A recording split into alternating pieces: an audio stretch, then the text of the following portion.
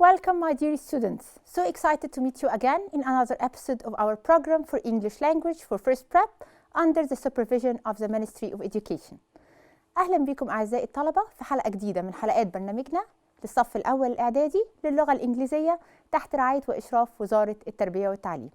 Today we are going to complete Unit 7. How was your weekend? And we know that Unit 7 is the first unit for our curriculum for first term. Let's start.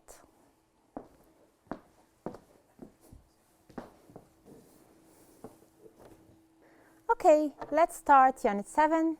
How was your weekend? Let's start by what we are going to learn in Unit 7. We have covered the first part, and now we will complete Unit 7 by reading a diary entry, Robinson Crusoe, writing a diary entry giving your opinion about a fantastic day,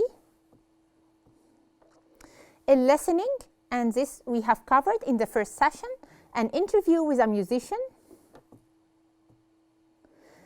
speaking, talking about your weekend. هنتكلم على weekend and discussing the types of music, and we have already made a discussion about the types of music like rock, pop, traditional, classical, etc.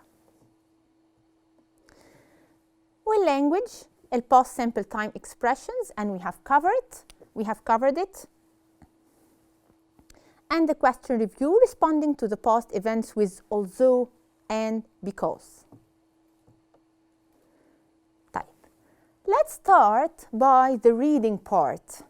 And today we have a very interesting text, which is about Robinson Crusoe. Okay, Robinson Crusoe is an adventure story by Daniel Defoe. Robinson Crusoe was a sailor. What's the meaning of a sailor? Bahar, like Sinbad. A sailor, a person whose job is to sail through oceans, seas, okay, and to work as a member of the crew on a ship or a boat. تمام؟ السيلر اللي هو البحار. One day the ship sank because there was a really terrible storm. في يوم من الأيام his ship السفينة بتاعته sank, and sank is the past form of the verb sink, يعني تغرق أو to be under the surface of water. Because there was a really terrible storm. What's the meaning of the word terrible? Terrible is an adjective, صفة, ومعناها horrible or extremely bad. يعني حاجة سيئة جدا، عاصفة سيئة جدا. Crusoe swam to a nearby island, جزيرة, but there were no other people there. ما كانش في حد غيره. Okay? There were no other people there. Well, island, it's a piece of land surrounded by water from everywhere. يعني الجزيرة هي قطعة من الأرض محاطة بالمية من جميع الاتجاهات. Crusoe wrote a diary of what happened to him on the island. It is December. اليوم 18 من ديسمبر. I arrived on the island 4 days ago. أنا وصلت الجزيرة من حوالي 4 أيام. Today I walked along the beach again, but I saw nobody. أنا النهاردة مشيت تاني على الشاطئ، بس للأسف ما وجدتش أي إنسان. And I think I'm alone. وأعتقد إن أنا alone، لوحدي، بمفردي. This afternoon I found a dead fish and ate it, but it was not nice. ما كانتش لذيذة. Although I'm hungry, I don't want to eat another dead fish. بالرغم من إني جعان جدا، I don't want to eat another dead fish. مش هقدر آكل سمكة ميتة تاني. Okay? 19th December, the next day, I found a coconut. الcoconut, a tropical fruit, okay, with a very hard shell. تمام؟ يعني ليها shell قاسية شوية. الكوكونات أو جوز الهند. On the beach today, it was delicious, yummy, كانت لذيذة. It rained last night and I was cold and wet. بدأت تمطر وأنا للأسف كنت بردان جدا ومبلول. So today I went to look for a cave. So عشان كده and so should be followed by a result. النتيجة أنا I was so cold so today I went to look for a cave. ذهبت عشان أدور على cave. What the meaning of a cave? An open or a hole in like a chamber in the hell, inside a hill or a mountain. Cave كهف. I want a warm place to sleep. أنا كنت محتاج مكان دافي عشان أقدر أنام فيه. I walked through a jungle and there were some rocks but no caves. أنا اتمشيت through the jungle عبر الغابة والجنجل هي tropical forest full of huge trees and there were some rocks كان في صخور but no caves. I didn't find any cave. 20th December اليوم العشرين من ديسمبر. Wow, I found a cave. أنا أخيراً لقيت كهف. طيب, read the story and answer the questions. Okay, we have read the story. What did Crusoe want to find? Crusoe كان محتاج يلاقي إيه؟ He was searching for what? Exactly? Crusoe wanted to find a cave. هو كان محتاج يلاقي كهف. What kind of story is Robinson Crusoe? For sure it's an adventure story. هي قصة مليئة بالمغامرات. It's an adventure story. What date did Crusoe arrive on the island? الديت ايه التاريخ اللي وصل فيه كروسو على الايلاند؟ He arrived on 14th December.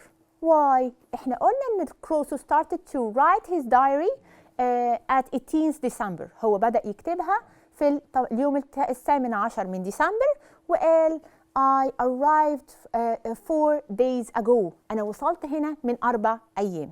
يبقى he arrived on 14th December. وصل في اليوم الرابع عشر من ديسمبر. طيب. Let's complete the questions. What 2 types of food did he eat? Which did he prefer? هو أكل نوعين types of food. 2 types of food. Which did he prefer? إيه النوع اللي هو فضله؟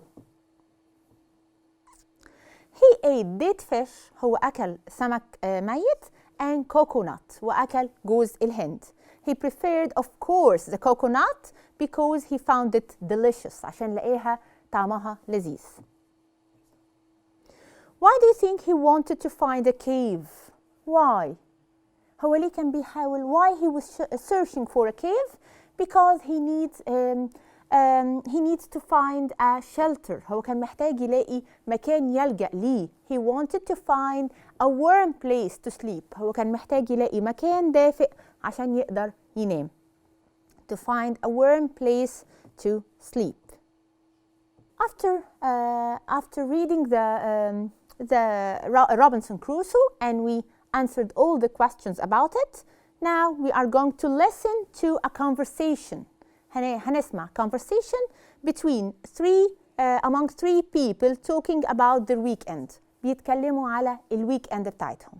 هنشوف each one how he managed to describe or how he could describe his weekend. Let's start. First, a narrator. الناريتور ده الشخص الحاكي. Number 1. Woman. Hi Lena. How was your weekend? ازاي عطلتك؟ كيف كانت عطلتك في نهاية الأسبوع؟ لينا. Oh, it was terrible. And again, terrible means horrible, very bad. Okay? Woman. Oh dear, what happened? Oh dear, يا عزيزتي أو يا حبيبتي, what happened? إيه اللي حصل؟ لينا. I watched a football match. أنا اتفرجت على مباراة لكرة القدم at the stadium في الاستاد.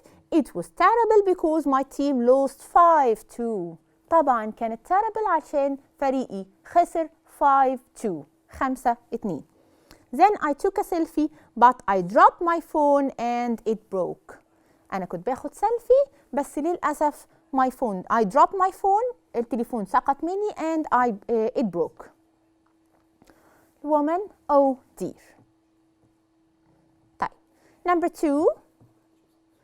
Hi Hisham, how was your weekend? Hisham, it was great because I went to the bowling alley. with my cousins. Then we went to the restaurant. I had a pizza with olives and pepper. الويك اند بتاعتي كانت رائعة علشان I went to the bowling alley. أنا ذهبت للبولينج مع my cousins أولاد عمي. Then we went to the restaurant. وبعد كده ذهبنا للرestaurant. I had pizza. أنا تناولت pizza with olives and pepper مع الفلفل والزيتون. The pizza was really good. كانت حلوة جدا although it was expensive. بالرغم من إنها كانت غالية شوية. Narrator number 3. Hi Judy, how was your weekend? Judy, it was okay on Saturday. كانت okay, لطيفة, fine. Although I had lots of homework. بالرغم من إني كان عندي العديد من الhomework أو homework كتير. But I went to the theater in the evening. أنا ذهبت للمسرح في evening. طيب. After listening to the conversation between يعني ال 3 people, match the person to the photos. Here we have the 3 persons, Lena, Hisham, Judy, and we have 3 photos, and we have to match the suitable photo to the suitable person. Number 1, Lena. Of course, she said I dropped my phone and it broke. أنا وقعت التليفون بتاعي واتكسر. يبقى Hisham said that they went to the restaurant and he ate pizza with olives and pepper. Judy said that she had a lot of homework, but at the evening she went to the theater. تمام? Got it? Okay. طيب. Now we will move to the grammar part. And today we are going to differentiate between because and although. Let's go to the whiteboard to be able to explain it more. Let's go.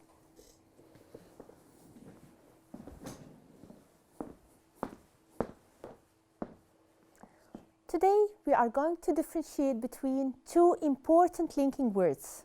We have because and although. Okay. We use because to give a reason for something. What is the meaning of this sentence? We use because to give a reason for something or to give a cause for something. يعني if I want to justify that I'm doing something for what? To justify the action which I do, I have to use because. And because should be preceded by a reason أو cause يعني السبب. تمام؟ يبقى for example, his ship sank because there was a terrible storm. His ship sank, سفينته غرقت because there was a terrible storm. This is the cause or the reason of the sinking of the ship. أنا هنا after because I have to use the reason. السبب في إن سفينته غرقت in there was a terrible storm. كان في عاصفة فظيعة. تمام؟ Okay. He didn't go to the school because he was sick. Why? He didn't go to the school. اللي هو ليه ما قدرش يروح المدرسة. I have to mention the reason or I have to answer the question with why. Because he was sick. عشان هو كان مريض. تمام؟ يبقى I use because to link أو to join two clauses. One of them is the reason for the other. واحد منهم هو the reason of the first clause.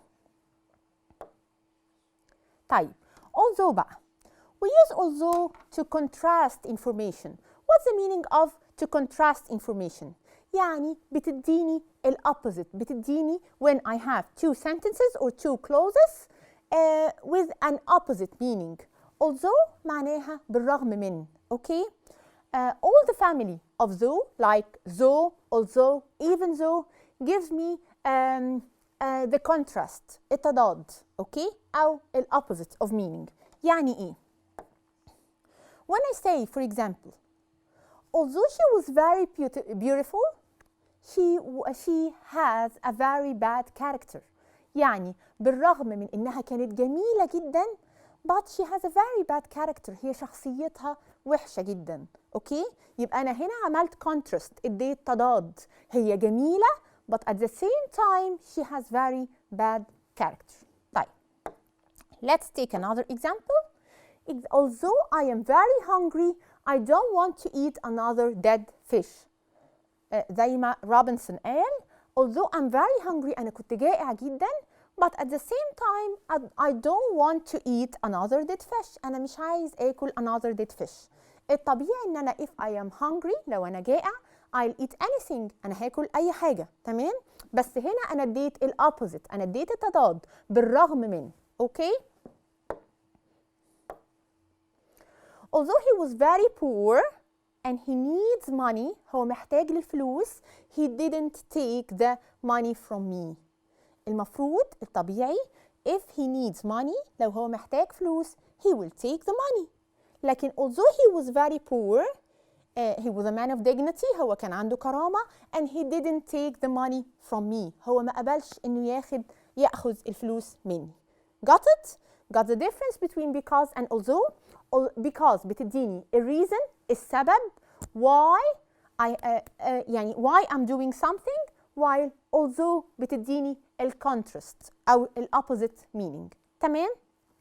Okay. طيب.